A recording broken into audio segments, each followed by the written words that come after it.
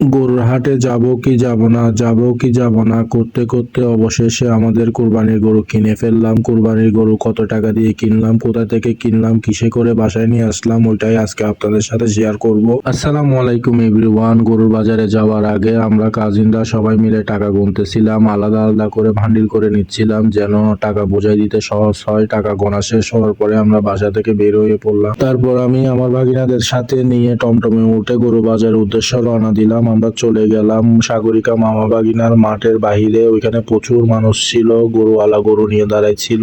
বাজারে তখন তেমন বড় গরু ছিল না, হালকা পাতলা বড় গরু ছিল, আর ছোট গরু ছিল বেশি, মাঝারি গরু ছিল বেশি, কিন্তু মাঝারি গরু আর ছোট গরুর অনেক দাম চাচ্ছে ওরা। আমরা হাটের ভিতরে ঢোকার পরে আমাদের একটা গরু পছন্দ হয়েছে। আমি ব্যাপারীর সাথে বসে বসে কথা বলতেছিলাম, দাম জিজ্ঞেস করতেছিলাম। উনি উঠে দাঁড়ায় আমাদের গরুটা হাঁটায় দেখালো। উনি গরুটার দাম লাস্ট 3 লাখ টাকা চাইছে। আমি 2,40,000 টাকা পর্যন্ত বলছি, উনি দিবে না। মামা ভাগিনার মাঠে আর তেমন বড় গরু ছিল না, আমাদের পছন্দ হচ্ছিল না, তাই আমরা চলে গেলাম বিডি ফুডের পাশে ইনুস মার্কেটের ওইখানে গিয়ে আমাদের একটা গরু পছন্দ হয়েছে। ওরা লাস্ট 3 লক্ষ টাকা চাইছে, আমরা 2,80,000 টাকা পর্যন্ত বলছি।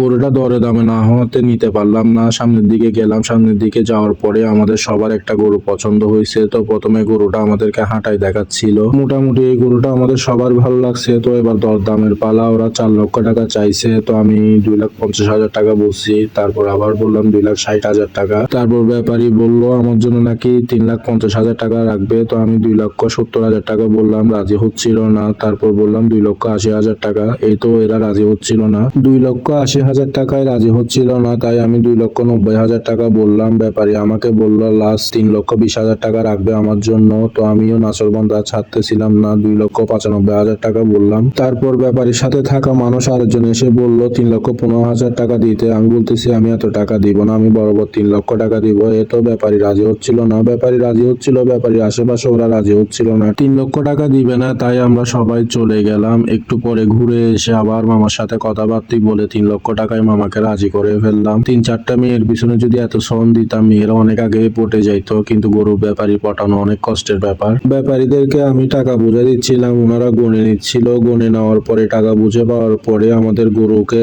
সুন্দর করে ওনারা মালা পরায় দিল। মালা পরায় দেওয়ার পরে আমি আর ভাই মিলে গরুটাকে হাসিলের কাউন্টারে ওইখানে নিয়ে গেলাম। আমি হাসিলের কাউন্টারে হাসিল দিচ্ছিলাম। নাইমকে বললাম এটা বাড়িতে যাওয়ার জন্য, পিক আপ ঠিক করার জন্য। নাইম নাকি পিক আপ ঠিক করে ফেলছে। হাসিল দেওয়া শেষ করে গরুকে নিয়ে আমরা পিক আপে উঠে গেলাম। আমাদের পিক আপ রওনা দিবে। আশেপাশে অনেক পিক আপে গরু তুলছে, সবাই গরু পিক আপে করে এখন নিয়ে যায়। আগে আমরা ছোট থাকতে গরু হাঁটায় হাঁটায় নিয়ে যেতাম, এখন কেউ আর হাঁটায় নিয়ে যায় না। গরুর সাথে আমরা সবাই পিক আপে উঠে গেলাম, কেউ আলাদাভাবে আসি নাই। আমি গরুর পাশে দাঁড়াইলাম, গরুর সাথে অনেক ছবি তুললাম, ভিডিও করলাম, যেহেতু আমাদের বাসা অনেক দূরে বাজার থেকে। অবশেষে আমরা বাড়িতে এসে পৌঁছালাম। গাড়ি থেকে গরু নামানোর পরে বাসার উঠানে দেখলাম অনেক মানুষ গরু দেখার জন্য আসছে, সবাই গরুটাকে দেখতেছিল। আমাদের গরু দেখে সবাই অনেক খুশি হয়েছে, বাসার সবারও গরু পছন্দ হয়েছে। আমি ফ্যামিলি মেম্বারদের সাথে একটু ভিডিও করে নিলাম। আমার আজকের ভিডিও এখানে শেষ করতেছি। আল্লাহ হাফেজ, আসসালামু আলাইকুম।